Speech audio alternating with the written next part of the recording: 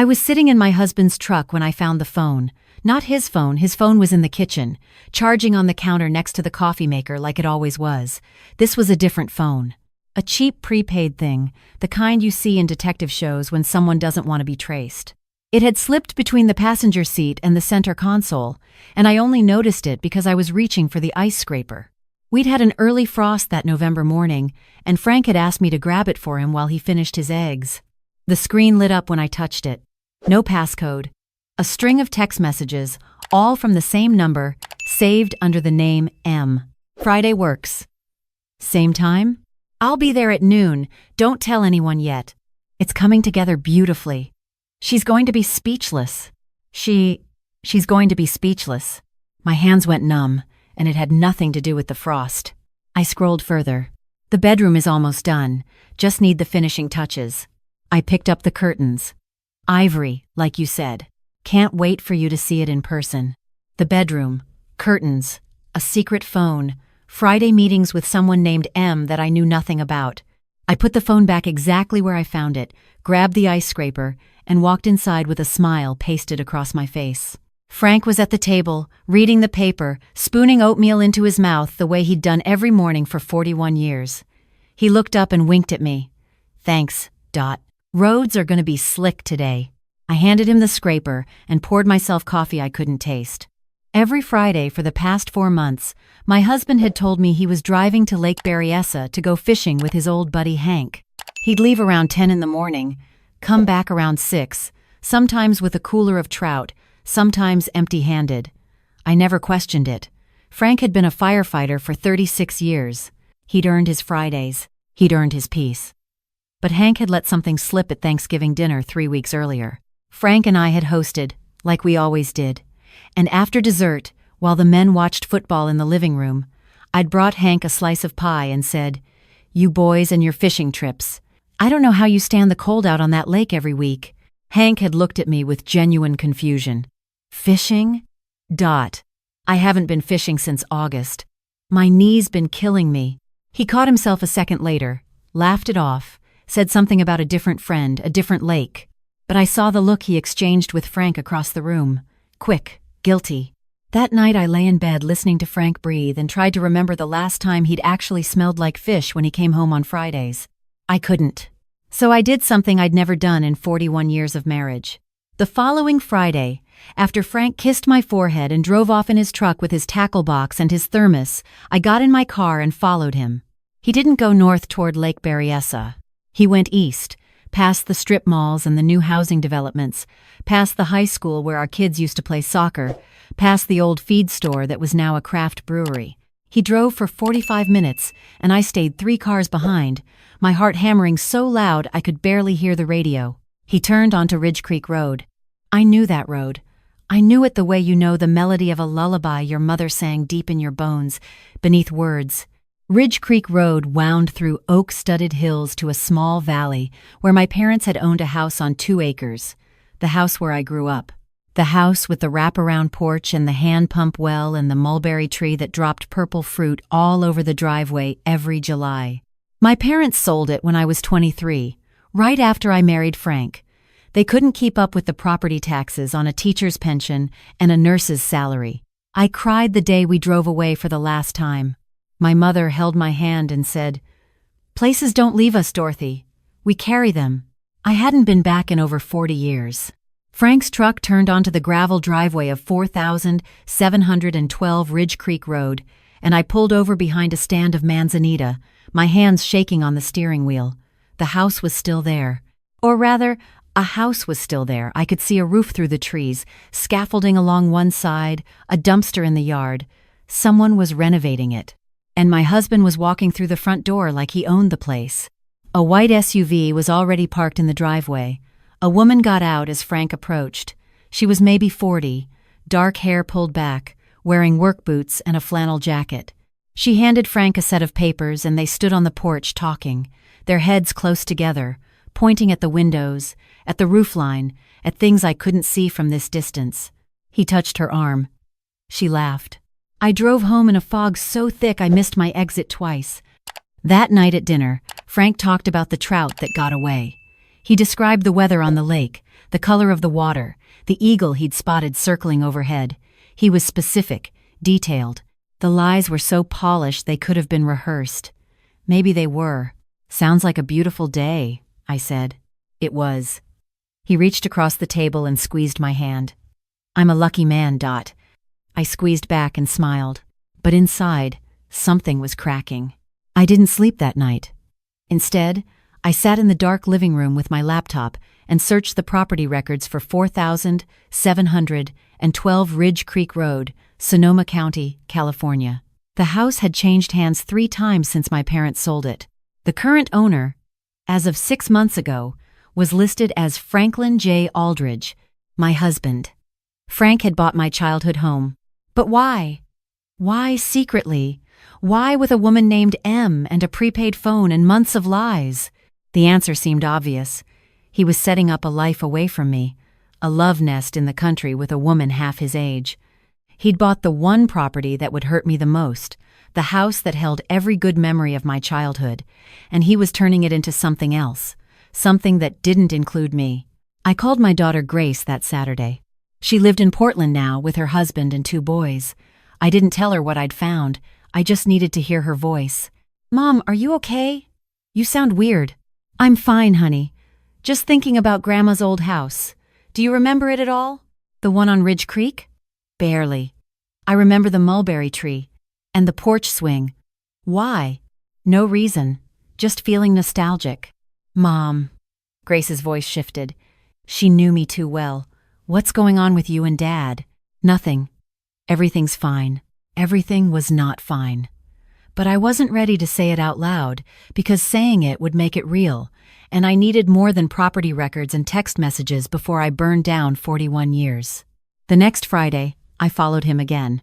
This time I parked closer, behind the old barn that still stood at the edge of the property, and I walked through the orchard my grandfather had planted, the one I'd assumed was long dead, to the back of the house. The orchard wasn't dead. Someone had pruned it. New growth sprouted from gnarled branches. The ground beneath the trees had been cleared of brush and mulched. I crept along the side of the house, ducking under windows, feeling ridiculous and terrified. I was 64 years old, a retired school librarian, crawling through dirt in my good jeans to spy on my own husband. If my mother could see me, she'd either laugh or weep. I heard voices through an open window. "The kitchen's almost there." The woman's voice. "The tile guy finished yesterday. You were right about the blue, it matches the original perfectly. Dot's mother had blue tile," Frank said. "She used to say it reminded her of the ocean, even though they were 60 miles from the coast." I pressed my back against the wall. He was talking about my mother. "And the bedroom?" Frank's voice again. "Curtains went up this morning. Ivory lace. I found a vintage set online that's almost identical to what you described. She had ivory curtains when she was a girl. She told me about them on our 3rd date. Can you believe that? 41 years ago, and I still remember. Frank, she's going to lose her mind. That's what I'm afraid of." He laughed. Then quieter. "She's going to cry. Dot cries at everything. Commercials, sunsets, that movie with the dog. But this one she's earned." I was already crying. Silently, my hand clamped over my mouth, tears cutting lines through the dust on my face. "When are you going to tell her?" the woman asked. "Christmas morning. The kids are all coming home. I want them to be there when she sees it. That's 3 weeks away." "You think you can keep it secret that long?" "I've kept it secret for 6 months. What's 3 more weeks? Your wife isn't suspicious?" There was a pause. "Dot trusts me. She's always trusted me. That's what makes this so hard. I know she's noticed something's off. I come home smelling like paint instead of fish. I've been on the phone at weird hours. I missed her book club dinner last month because the plumber had an emergency. She hasn't said anything, but I can see it. That little crease between her eyebrows when she's worried." He knew. He knew about the crease. "I almost told her a dozen times," Frank continued. "Last Tuesday she made my favorite pot roast, and she looked at me across the table with those same eyes I fell in love with when she was 22, and I was a punk kid who didn't deserve her, and I thought, just tell her. But then I imagined her face when she walks through that front door on Christmas morning and sees the porch swing and the blue tile, and her mother's garden rebuilt exactly the way it was, and I knew I had to hold on. Her mother's garden? Rose bushes along the fence line, lavender by the walkway. Dot's mother planted them in 1972. Dot used to help her water them every evening. She told me it was the happiest she ever was as a kid, standing in that garden with a hose, her mother humming some song she could never remember the name of. I slid down the wall and sat in the dirt. I couldn't stand anymore. My legs simply refused to hold the weight of what I was hearing. My husband hadn't bought this house for another woman. He'd bought it for me. He'd spent 6 months secretly restoring my childhood home, the blue kitchen tile, the ivory curtains, my mother's garden, and he'd remembered details I'd told him decades ago, details I didn't even remember telling him. And I'd been convinced he was having an affair. I sat there in the dirt behind my parents' house, my house, apparently, and let myself fall apart quietly. I cried for the weeks of suspicion. I cried for the ugly thoughts I'd had about the woman in the work boots, who was clearly a contractor, not a mistress. I cried because my husband had memorized the color of my mother's kitchen tile from a conversation we'd had before our son was born, and he'd carried it with him all this time like a small, sacred thing. I wiped my face, brushed off my jeans, and snuck back to my car before anyone saw me. I didn't say a word to Frank. Not that night when he came home with paint under his fingernails and told me the fish weren't biting. Not the next morning when he kissed me goodbye and said he was running errands. Not the following week when M texted the secret phone, which I now realize stood for Marlena, the contractor, about the porch swing being installed. I kept my mouth shut, which was the hardest thing I'd ever done, harder than labor with both my children combined, because I wanted to grab him by the collar and say, I know what you're doing. I know you remember the blue tile and the ivory curtains and my mother's roses, and I love you so much it physically hurts. But he'd worked too hard for this. He'd spent 6 months lying to me badly. It turned out to give me something no amount of money could buy. He wanted to see my face when I walked through that door. So I was going to give him that. Christmas morning arrived the way it always did in our house, too early, too loud, and with too much food. Grace and her husband Paul drove down from Portland with the boys, who were 7 and 9, and incapable of whispering. Our son Nathan flew in from Chicago with his fiancée, a lovely woman named Adriana, who made tamales from her grandmother's recipe and taught the boys Spanish curse words when she thought no one was listening. We did presents around the tree. Frank gave me a scarf, a decoy gift, I realized. I gave him the new fly fishing rod I'd bought before I knew the fishing trips were fake. He held it up and grinned, and I had to bite the inside of my cheek to keep from laughing. After breakfast, Frank stood up and clinked his coffee mug with a spoon. I have one more gift, he said, but it's not under the tree. Everyone needs to get in the car. The kids exchanged looks. Grace raised an eyebrow at me. I shrugged, playing dumb, my heart slamming against my ribs. We piled into 2 cars and drove east. Frank led the way in his truck, and I rode with Grace, the boys buckled in the back seat fighting over a handheld video game. Mom, do you know what this is about? No idea, I lied. The last lie. I was done with lies after this. When we turned onto Ridge Creek Road, I let myself gasp. Not because I was surprised, but because the road itself took my breath away, the oak trees arching overhead, the golden hills rolling in the winter light, the memories so thick in the air I could almost taste mulberries. We pulled into the driveway of 4,712 Ridge Creek Road, and I let my door swing open slowly. The house. My God, the house.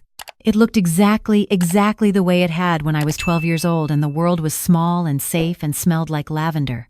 The wraparound porch with its white railings, the green shutters, the porch swing hanging right where it used to be, with new cushions in the same faded stripe pattern my mother had picked out from the Sears catalog in 1978. The rose bushes along the fence, bare for winter but alive, their thorny branches reaching upward like small hands. And the mulberry tree, impossibly still standing, its branches wide and gnarled and patient. Frank was standing on the porch steps, his hands in his pockets, watching me. Frank, I whispered. Come inside, he said. I walked up those steps on legs that didn't feel like mine. The front door was the same red my father had painted it the summer before he got sick. I pushed it open and stepped into my childhood. The blue tile in the kitchen, the wide plank floors, sanded and refinished but still creaking in the same spots. The window over the sink that looked out at the orchard someone had brought back from the dead. The living room with its stone fireplace, a fire already crackling. The mantel lined with framed photographs I hadn't seen in decades. My parents on their wedding day. My mother in her garden. Me, age 6, standing in the orchard with a bucket of mulberries, grinning so wide my eyes were squeezed shut. "Where did you get these?" I touched the photo of my mother. "Your Aunt Patsy. She had boxes of them in her attic. I drove to Sacramento in September and spent a whole day going through them." I turned to him. "You drove to Sacramento? The fishing trips weren't fishing trips." "I know." His face went blank. "What?" "I found the phone, Frank. The prepaid phone in your truck. And I followed you. Twice. I heard you talking to the contractor about the curtains and the tile and my mother's garden." "You when? How long have you known?" 3 weeks. 3 weeks? He stared at me. "You knew for 3 weeks and you didn't say anything? You worked too hard on this. I wasn't going to ruin it." Frank sat down on the bottom step of the staircase, right there in the foyer. He put his face in his hands and laughed. Then he cried. Then he laughed again. "Dot, I spent 6 months trying to keep a secret from the woman who always knows when I've snuck an extra cookie after dinner. I should have known. You should have known." Grace appeared in the doorway, Nathan behind her, the boys pushing past everyone to explore. "Okay, can someone please explain what's happening? Why is Dad crying in a stranger's house?" "It's not a stranger's house," I said. "It's mine. It's the house where I grew up. Your father bought it and rebuilt it." The room went quiet. Then Grace's hand flew to her mouth. Nathan said something under his breath that might have been a prayer or might have been a curse. I couldn't tell. Adriana was already crying, and she'd never even been here before. Frank stood up, wiping his eyes, and took my hand. "Come see the bedroom." He led me upstairs. The bedroom at the end of the hall, my parents' room. The room where I was born because my mother refused to go to the hospital, and my father delivered me himself on a Tuesday afternoon in July, had been restored with a care that made my chest ache. The ivory lace curtains, just like I described on our 3rd date. A handmade quilt on the bed, similar to the one my mother's mother had sewn. And on the nightstand, a small framed photo I'd never seen before. My mother and father, young and laughing, standing on this very porch. "Aunt Patsy?" I asked. "Aunt Patsy." "Frank, how much did this cost?" "I'm not telling you." "Our Frank." "It doesn't matter, Dot. I spent 36 years running into burning buildings. I saved every penny of overtime, every hazard bonus, every bit of money I didn't know what to do with. And now I know what it was for." I sat on the bed, my parents' bed, in a sense, and looked out the window at the orchard. The trees stood bare against the winter sky, but in a few months they'd bloom. In summer, there would be mulberries again. "I thought you were leaving me," I said quietly. "When I found the phone, the messages about the bedroom and the curtains, I thought you had another woman. I thought after 41 years, you'd found someone better." Frank sat beside me. "Someone better? Dot, there's no version of my life that works without you in it. I've known that since I was 23 years old and you let me hold your hand at that terrible movie. What was it? The Sting. And it wasn't terrible. It was 3 hours long. It was 2 hours and 9 minutes, and it won 7 Academy Awards. See, that's why I married you. No one else would correct me with that much confidence." He put his arm around me. "I'm sorry I lied. I'm sorry I made you worry. I just wanted to give you something that money can't normally buy. I wanted to give you back the place where you were happiest. I was happiest with you. Even during the lean years? When I was working double shifts and you were home alone with 2 kids under 5? Even then, even during the terrible years when you forgot my birthday and I screamed at you in the garage. Even when Nathan got arrested for that stupid party in high school and we didn't speak for 3 days because we disagreed on the punishment. Even when my mother died and I couldn't get out of bed for a month and you slept on the floor next to me because I couldn't stand the empty space.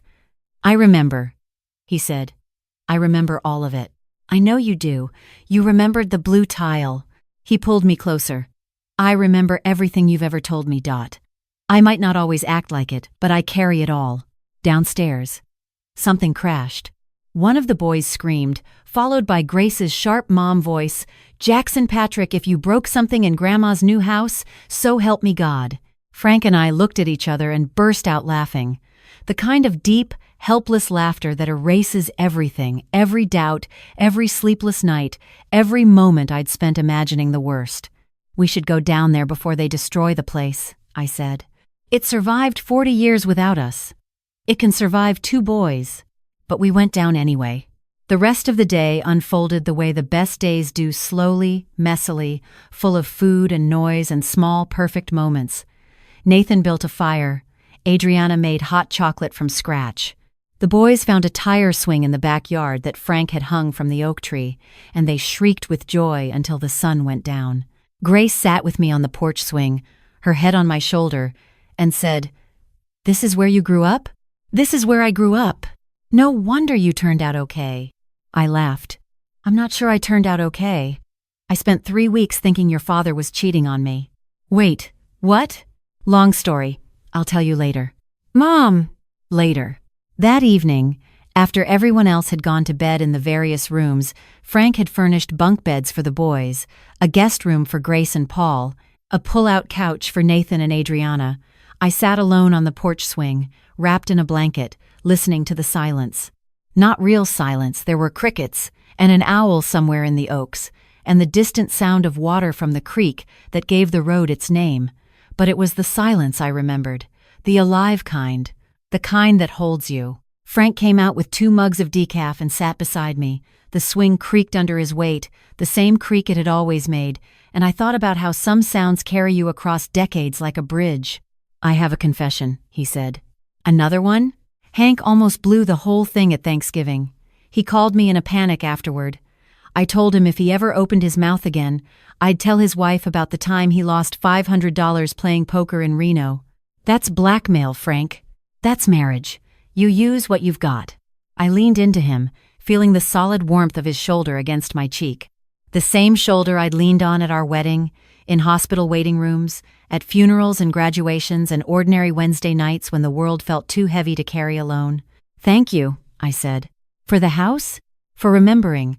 For carrying all those little details around for 41 years and then building something out of them. For the blue tile and the ivory curtains and the roses along the fence. The roses won't bloom until spring. I'll wait." He kissed the top of my head. "I love you, Dot. I know I'm bad at saying it. I know I show it in the most complicated, roundabout, borderline insane ways possible, but I love you. I love you too. But next time you plan a surprise, maybe don't buy a burner phone. I genuinely thought you were running a drug operation." He choked on his coffee. "A drug operation? It was my second theory. After the affair. Your second, Dorothy Ann Aldridge. What exactly do you think I'm capable of? After 41 years? Anything." He laughed. That deep, rumbling laugh that I'd fallen in love with in a movie theater in 1983, watching a film he'd never admit was good. The laugh that had gotten us through every hard year, every sleepless night, every moment when giving up would have been easier than holding on. We sat on that porch swing until the stars filled the sky above Ridge Creek Road. 2 imperfect people in a house full of memories, some old, some brand new, all of them ours. The crickets sang. The owl called. The mulberry tree stood guard over the yard like it had for decades, patient and enduring, its roots deeper than anything we could see. In the morning, Frank would attempt to make breakfast in the blue-tiled kitchen and set off the smoke detector. The boys would track mud through the house. Grace would find the spot on the porch railing where I'd carved my initials at age 10 and call me a vandal. Nathan would take Adriana on a walk through the orchard and come back with a ring on her finger and tears on both their faces, because apparently my son had been carrying his own secret, and this place that held the beginning of my story, would hold the beginning of theirs too. But that was all tomorrow. Right now, there was just the swing and the stars and my husband's hand in mine, rough, paint-stained, familiar as my own heartbeat. Right now, that was more than enough. It was everything.